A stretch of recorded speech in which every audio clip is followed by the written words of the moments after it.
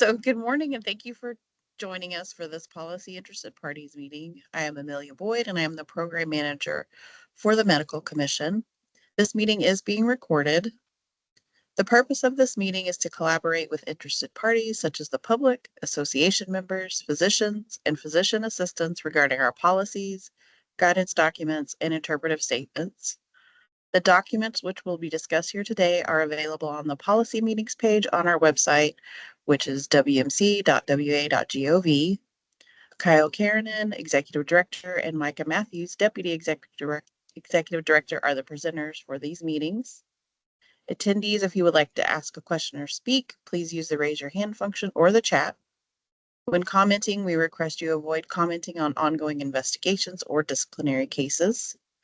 And please make sure your comments pertain to the agenda items, except for when we get to the open forum.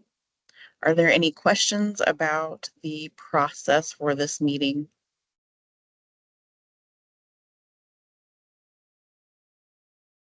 Okay, well, with that, I will hand it over to Micah. Good morning, everyone. Kyle will not be attending today. He's got a conflicting meeting. So we'll be just kicking it right off. We have three existing items to review, one policy, one procedure, one guidance document.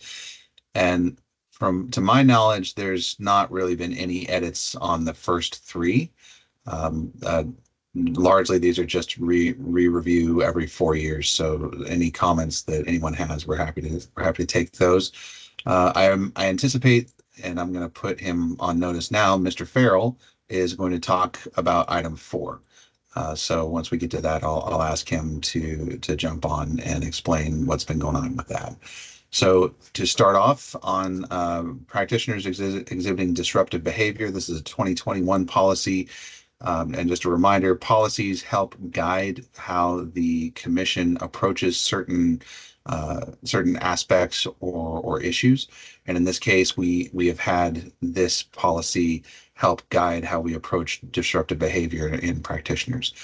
So anybody have any comments or items to discuss on this? And I'm seeing Hillary. Oh, hi, good morning. Hillary Norris with the Washington State Medical Association.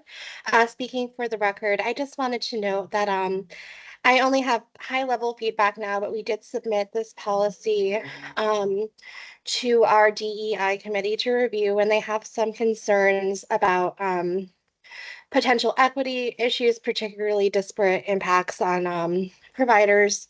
Um, so we're still kind of collating that information. We're happy to share more detailed feedback from them once we're able to, but just wanted to note that at the top that we will be submitting that. So thank you. Okay, thank you. Any other comments or items on item 1? Seeing none, we'll move right along to item 2, which is the procedure about developing policies and guidelines. So this is actually relating directly to what we're doing now. It doesn't exactly incorporate the interested parties piece, so we probably do need to add a new step 2 that would incorporate what we're doing right now with this meeting.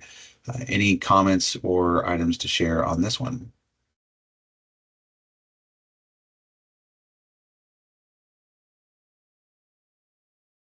All right, seeing none, we will move along to item 3, the guidance document on medical professionalism.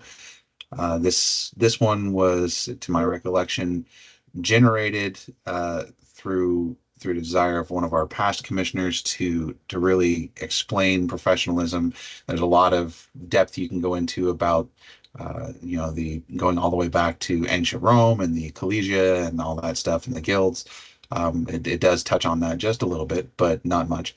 And this is just really articulating a guidance piece to practitioners about how the medical commission views professionalism and what should be considered. Any comments or discussion on this one?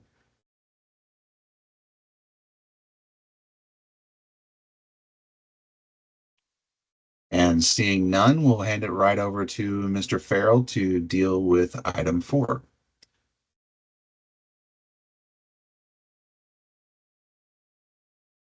Good morning, everyone. Mike Farrell here. This is a draft joint guidance statement that we developed. There's a committee, the commission that developed this. It is taken largely from several other joint statements that were issued by other state medical boards. So it's largely not our work. It's about 80% from other people, other boards. And this is a proposed joint statement from the Medical Commission, the Nursing Commission, the Pharmacy Commission, and the Osteopathic Board. So this has been sent to the Nursing Commission, Osteopathic Board, and Pharmacy Commission. We have comments from the Osteopathic Board. We have comments from the Nursing Commission. I just got those, I think, in the last 2 weeks. Those comments were pretty good. They have not been incorporated into this draft. I have not received comments from the Pharmacy Commission. I can't wait to get those. But this is presented to you all for comment, for feedback before it's taken to the Policy Committee. So this will be ultimately a statement from all 4 entities. And I'm happy to take any feedback on this.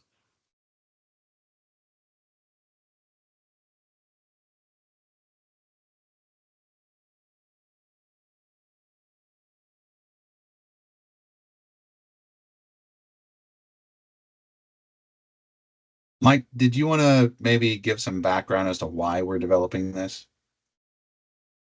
We're developing it, and I think if you can scroll down, Amelia, to the introduction, and actually the top of the next page.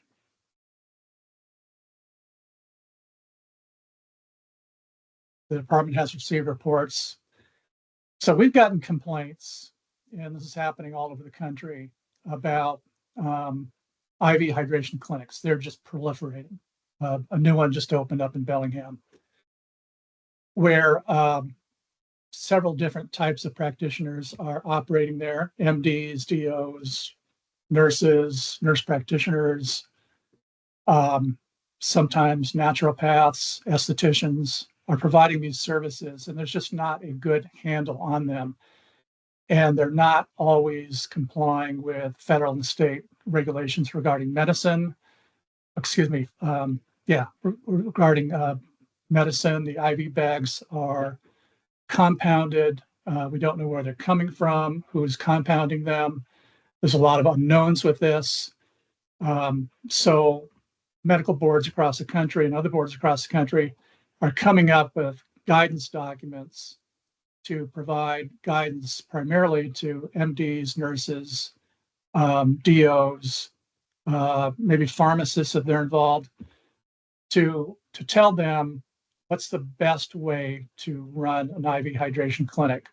What's the best way to ensure that the people that come in get IV hydration are getting the best care, it's done safely, because there are a lot of ways that this can go wrong.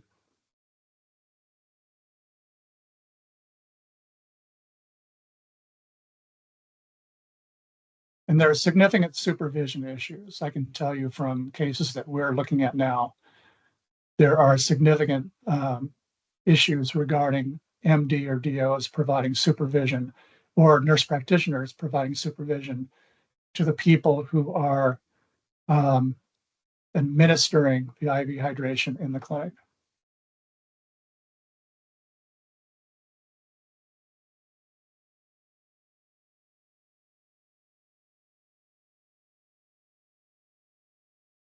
Okay, seeing no other comments, anything from attendees, commissioners, other staff?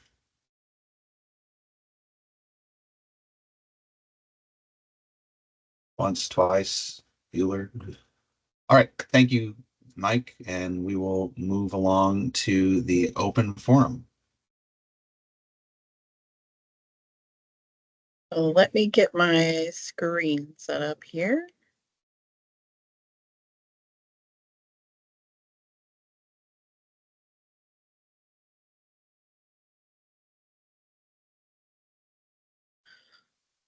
So the open forum is a time where interested parties can share, hold on, scroll bar is not working. Your thoughts and suggestions on the WMC's policies. We encourage everyone to participate and express their ideas respectfully. To ensure that all who choose to participate have the opportunity to speak, please limit your comments to 2 minutes. If you have an idea for a policy or suggestions to reform an existing policy, please use your raise your hand feature within the Teams application and you will be called upon when it's your turn to speak. And then when sharing, please remember the WMC regulates physicians or MDs and physician assistants, and soon we'll be regulating anesthesiologist assistants. If you have an idea for a different profession, please feel free to send it to the email address on the screen and we will forward it to the right place. So is there anyone who has any suggestions or ideas?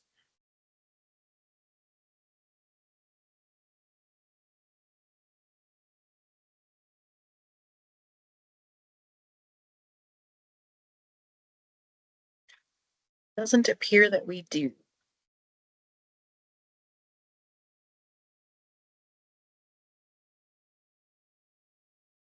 Okay, so then I would just say that in the packet, we do have some comments we received. Those are just informational for this meeting. They will be presented at the policy committee meeting, which will be on May the 1st. And there the commissioners will discuss the comments and possibly take action in some way or form a work group, something like that. So if you have any comments that you would like to be shared at the policy committee meeting, just email them to medical.policy@wmc.wa.gov and we will get them added to the packet for the May 1st policy committee meeting. Does anyone have any questions or comments?